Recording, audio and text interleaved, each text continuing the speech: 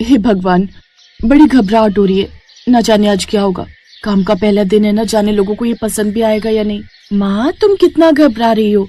कान्हा जी का नाम लो और काम पर निकल जाओ। तू ठीक कहती है मेरी बच्ची।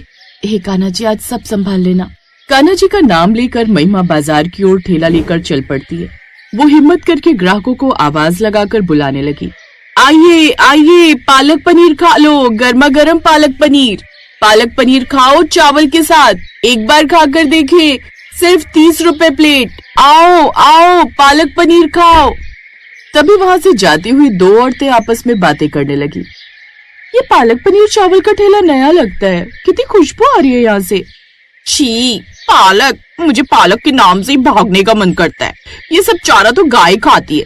चल पागल, पालक पनीर सुनकर तो जी ललचाई जाता है, ऊपर से सस्ती भी दे रही है और मुझे भी भूख लग रही है। चल न, चल कर खाकर देखते कि कैसा बेच रही है। भूख तो मुझे भी लग रही है, चल फिर। दोनों लड़कियां महिमा के पास जाती हैं। जरा हमारे लिए भी एक प्लेट पालक पनीर चावल लगा दो, और हाँ, अच्छा बनाना ताकि हम फिर से खाने के लिए आए। हाँ बहन, अभी लगाती हूँ। महिमा उन दोनों के लिए पालक पनीर चावल लगा कर देती है। वो दोनों पालक पनीर चावल खाती हैं तो उन्हें वो बहुत स्वादिष्ट लगते हैं। वाह दीदी, आप तो सचमुच बहुत स्वादिष्ट पालक पनीर चावल बनाती हो। मुझे पालक जरा भी पसंद नहीं, लेकिन ये खाने पर पता ही नहीं चल रहा कि मैं पालक खा रही हूँ। सच में मजा ही आ गया। क्या आप रोज यहाँ पालक पनीर चावल का ठेला लगाओगे? दरअसल हम रोज ही यहाँ से काम पर फैक्ट्री में जाते हैं और जल्दी में खाना नहीं बना पाते। आप रोज ही ठेला लगाओगी तो हम रोज फैक्ट्री की तरफ जाते हुए आपके पास खाने आ जाया करेंगे। हाँ बहन, अब मेरा ठेला रोज ही लगा करेगा। तुम सूरजपुर की किसी भी गली और किसी भी बच्चे से पूछ लेना कि मैं पालक पनीर चावल का ठेला कहाँ लगाती हूँ। हर कोई तुम्हें यहीं का पता बताएगा। वैसे तो आज मेरा पहला दिन है, लेकिन धीरे धीरे मैं मशहूर भी जल्दी हो जाऊंगी। धीरे धीरे उसके पालक पनीर चावल की खुशबू पाकर और भी लोग वहां आने लगते हैं। उसकी बात सच हो जाती है, वो मशहूर होने लगती है। उसके ठेले पर अच्छी खासी भीड़ लगने लगी थी। सारा दिन काम करके पैसे लेकर महिमा शाम को अपने घर आती है।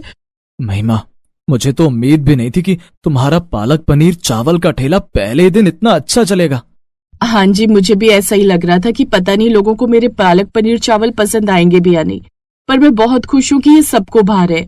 मैंने कहा था ना आपको, पालक पनीर चावल का ठेला बहुत अच्छा चलेगा। कान्हा जी बहुत अच्छे हैं। हाँ बेटी, ये सब तेरे कान्हा जी और तेरे ही कारण तो संभव हो पाया है। हमारे उन बुरे हालातों में अगर तू स्कूल से पालक पनीर चावल का ठेला लगाने का सुझाव न लेकर आती तो पता नहीं हमारा क्या होता।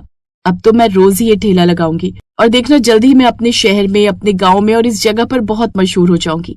और उसके बाद शहर के बड़े अस्पताल से तेरे बाबा का इलाज भी कराऊंगी और मैं सब कुछ ठीक कर लूंगी।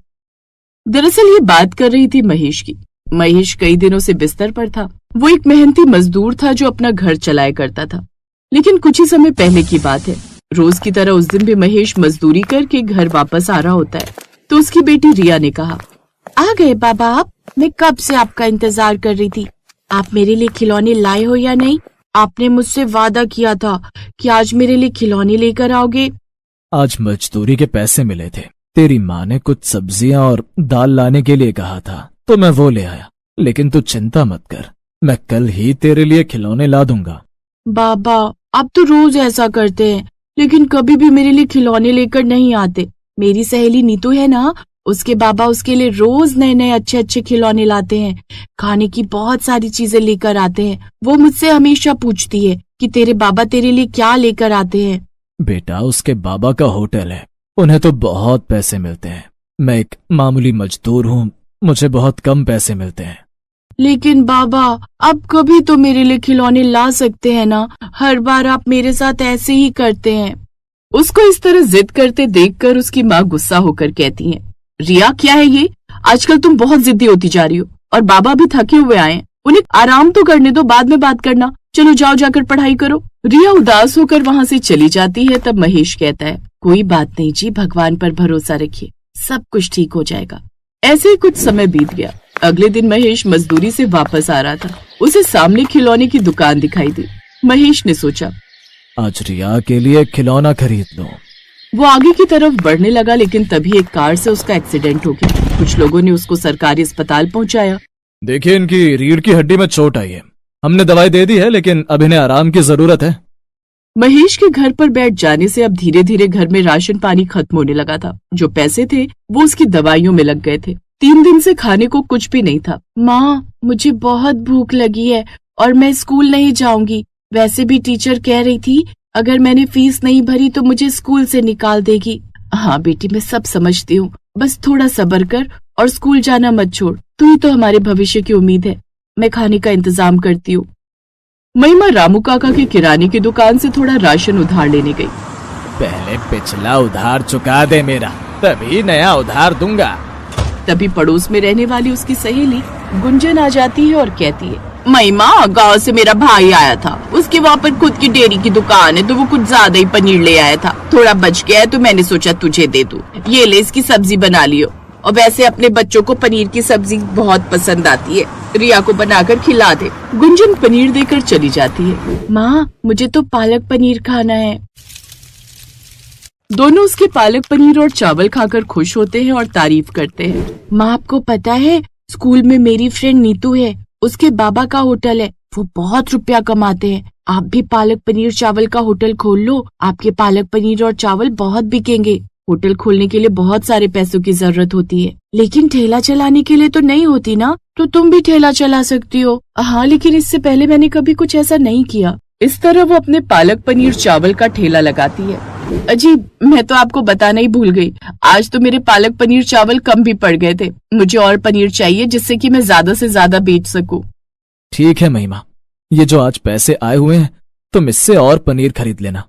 अगले दिन महिमा ने ज्यादा पनीर खरीदा और अपने ठेले पर लाकर फिर से पालक पनीर चावल बेचने लगी। धीरे धीरे वहाँ पर ग्राहकों की भीड़ फिर से बढ़ने लगी। लोग पालक पनीर चावल की खुशबू से वहाँ खींचे चले आ रहे थे। वो पालक पनीर चावल खाते और महिमा की तारीफ करते। धीरे धीरे महिमा के पालक पनीर चावल का ठेला मशहूर हो गया। उसने अपने सारे कर्ज उतार दिए और अपने पति का इलाज भी शहर के अच्छे अस्पताल से कराया। जल्दी ही महेश ठीक हो गया। वो भी अपनी पत्नी के साथ उसके पालक पनीर चावल के ठेले पर काम करने लगा। दोनों खूब मेहनत करते और पालक पनीर चावल बेचते और खुशी खुशी अपने जीवन में अपना गुजारा करते।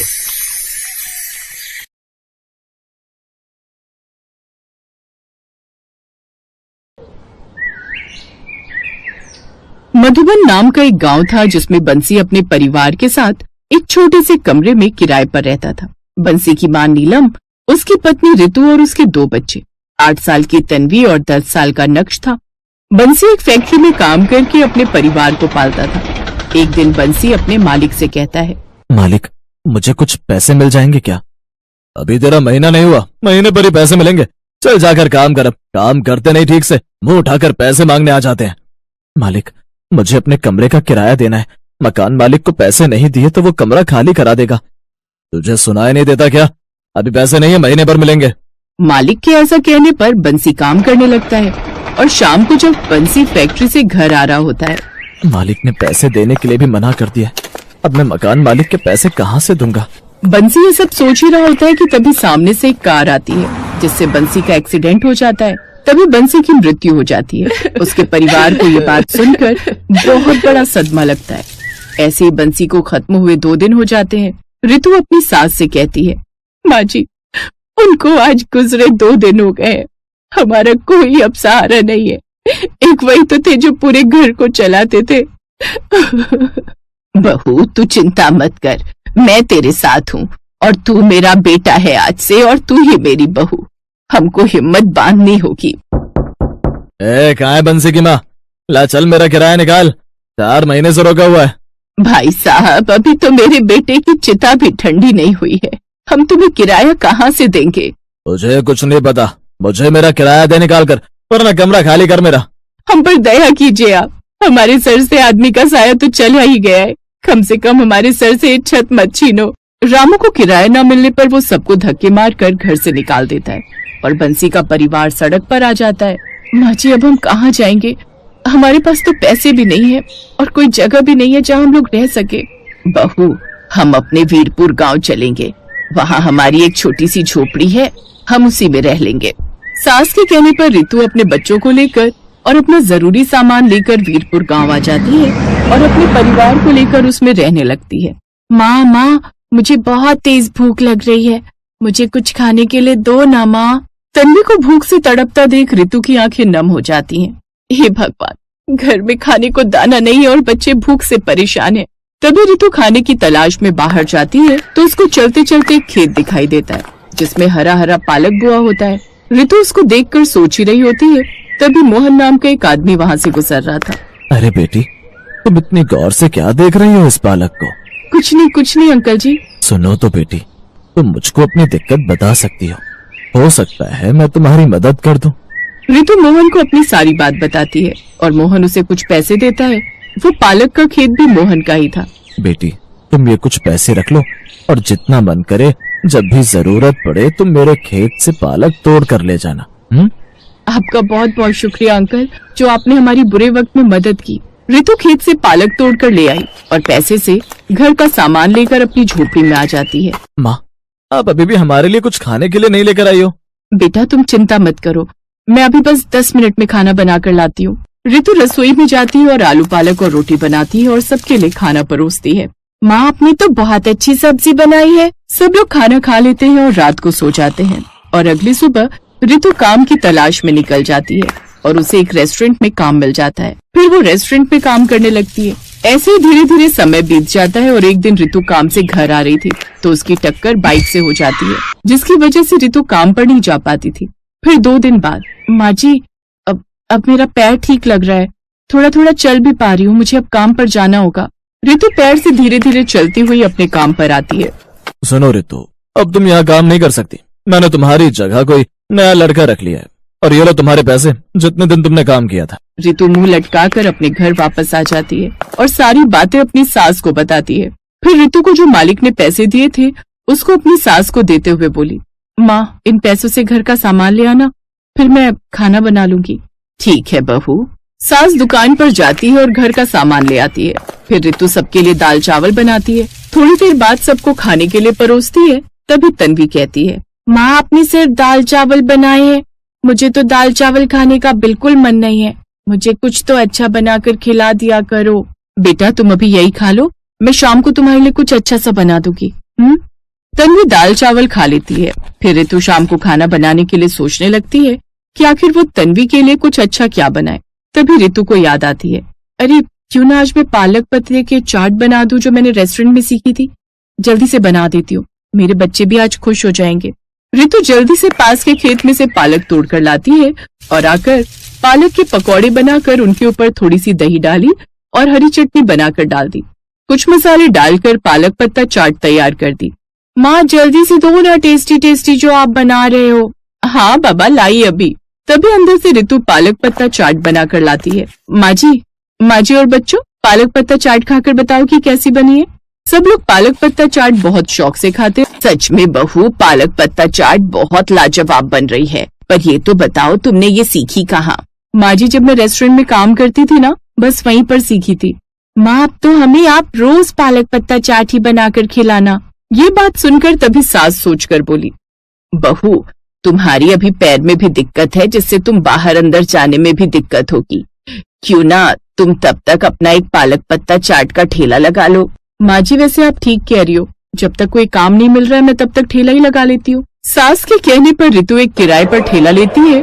पास में ही ठेला लगाकर उस पर पालक पत्ता चाट बेचने लगती है और ग्राहकों को बुलाने के लिए आवाज लगाती है, पालक पत्ता चाट ले लो, पालक पत्ता चाट एक बार खाओगे तो बार बार खाओगे। काफी देर हो गई थी और अभी तक रितु के पास कोई ग्राहक नहीं आया था। ये सब कुछ देखकर रितु निराश होने लगती है। काफी इंतजार करने के बाद एक ग्राहक रितु के ठेले पर आता है और बोलता है, अरे बहन, ये पालक पत्ता चाट कैसी होती है? लो मुझे भी जरा पालक पत्ता चाट खिलाओ। रितु ग्राहक को पालक पत्ता चाट बनाकर देती है और जैसे ही ग्राहक पालक पत्ता चाट खाता है तो कहने लगा, अरे वाह, तुम्हारी पालक पत्ता चाट का स्वाद तो बड़ा ही अच्छा है, लेकिन तुम्हारी दुकान पर ग्राहक बहुत कम आते हैं। मेरी एक सलाह है, हमारे गांव की एक फैक्ट्री है और मैं वहीं पर काम करता हूँ और दोपहर के समय काफी लोग वहाँ बाहर खाने आते हैं। अगर तुम ये पालक पत्ता चाट का ठेला वहाँ पर लगाओगी तो तुम्हें वहाँ बहुत सारे ग्राहक मिल जाएंगे। रितु ग्राहक के कहने पर अपना ठेला फैक्ट्री के आगे लगा लेती है और दोपहर के समय जब फैक्ट्री का लंच होता है तो रितु के ठेले पर भीड़ लगनी शुरू हो जाती है और अब खूब कमाई करने लगती है। अब वो सब लोग